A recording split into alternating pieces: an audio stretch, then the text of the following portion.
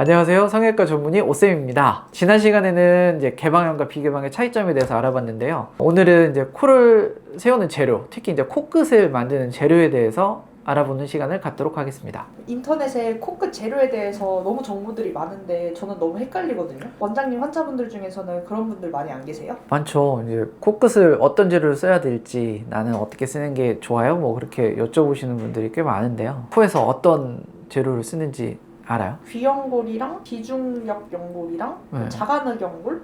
사실 이 세 개의 차이점을 잘 몰라가지고 일단은 우리가 수술할 때 코끝은 반드시 외부 물질을 쓰면 안 돼요. 자가 조직으로만 구성을 해야 돼요. 그래서 자가 조직이라고 하면 뭐 연골이 되겠죠. 제일 첫 번째 뭐 흔하게 알고 있는 거 귀 연골이죠. 귀 연골은 되게 두껍고 또 굴곡도 있고 부드러워요. 그래서 코끝을 예쁘게 만들 때 사용하기 좋아요. 대신에 이제 어떤 빳빳하고 튼튼한 느낌은 없어서 지지력을 제공해주는 재료로서는 좀 아쉬운 부분들이 있고요. 그래서 두 번째로 생각할 수 있는 게 비중격. 이제 여기서부터는 코끝의 어떤 둥글 모양이 아니라 코의 모양, 구획을 정하고 유지시켜주기 위한 지지 구조물로서 이제 말씀을 드리는 건데, 우리가 코 후벼면 양쪽 코가 막혀 있죠. 그러니까 뭔가 가운데 벽이 있을 거예요. 근데 거기가 이제 연골과 뼈로 이루어져 있는데, 우리가 쓸 수 있는 재료는 연골로 이루어진 부분을 쓰게 되는 거예요. 그래서 이 연골로 된 부분을 왜 쓰냐? 얘는 책받침처럼 좀 단단하거든요. 얇으면서 판판해요. 덧대서 세워놨을 때 충분히 힘을 발휘할 수 있는 부분을 이용하는 거죠. 근데 이 비중격 같은 경우에는 근데 사람마다 개인차가 많아요. 어떤 사람은 단단하고 또 어떤 사람은 또 약할 수도 있겠고, 또 양이 많은 사람도 있고 적은 사람도 있고, 그리고 비중격은 코를 받치는 일종의 틀이기 때문에 부족한데 너무 많이 꺼내게 되면 코가, 남아있는 코가 유지가 안 되겠죠. 무너질 수 있으니까 그런 걸 감안해서 결정을 하게 돼요.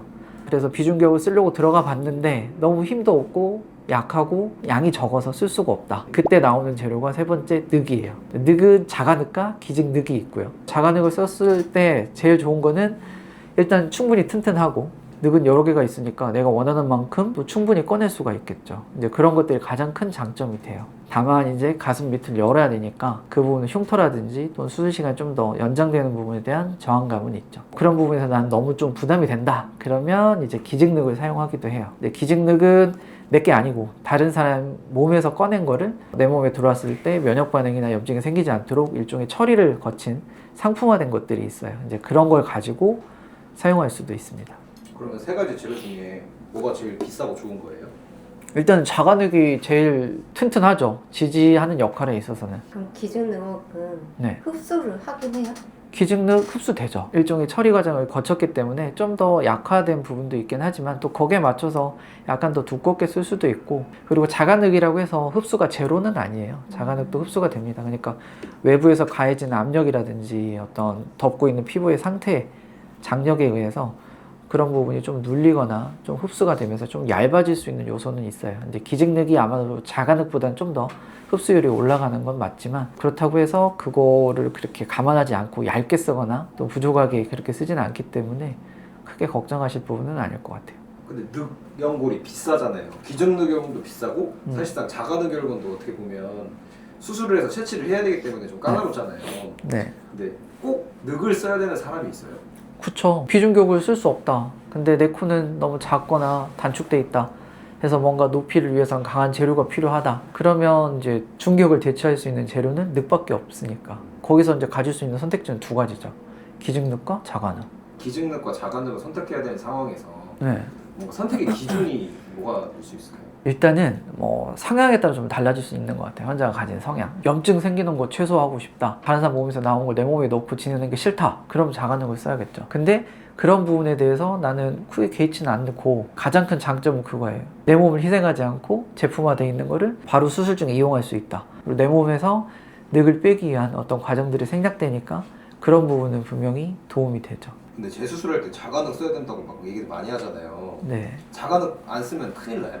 재수술이라 하더라도 첫 번째 수술이 그렇게 뭐 과하지 않았고 어떤 수술 후에 상태가 나쁘지 않다. 그러면 귀연골로만 해서 재수술 끝나는 경우도 있고요. 또는 비중격이 좋으면 비중격을 쓰려고 노력을 하죠. 근데 그것조차 이제 좋지 않으면 이제 기직늑이나 자가늑을 고려하게 되는 거죠. 근데 기직늑이 우리가 생각할 때 내게 아니고 찝찝함을 제외하고 혹시 염증이 생길까봐 겁나는 거라고 한다고 하면 사실 너무 대중적으로 이미 오래전부터 사용이 되어 왔기 때문에 그런 두려움을 가지시는 분들은 그렇게 많지 않은 것 같아요. 안 되면 기준력 쓰죠. 뭐 그렇게 말씀하시는 분들이 훨씬 많아요. 오히려 자가늑에 대해서 좀 더 걱정을 하시는 분들이 빈도적으로는 더 많은 것 같아요. 추세 보면 어떤 재료를 제일 많이 쓰고 계세요 지금? 코끝을 만드는 재료로서는 이제 귀염골이 제일 많이 사용이 되죠. 뭐 비개방할 때도 비주 지지대도 귀염골로 만들고 또는 개방할 때도 코끝 연골 위에 모양을 내기 위해서 귀염골을 쓰니까 빈도순을 하면 귀염골이 제일 많을 것 같고 그 이후에 이제 우리가 필요한 어떤 지지력이라든지 높이를 확보하고 유지하기 위해서 강한 재료가 필요할 때는 기증늑을 제일 많이 쓰고요. 내 코가 가진 피부의 여유 그리고 코의 구조 그리고 원하는 모습이 어떤 거에 따라서 사용하는 재료는 다양하게 달라질 수 있기 때문에 전문가와 충분히 상담을 하셔서 결정을 하는 게 좋겠습니다. 오늘도 시청해 주셔서 감사합니다.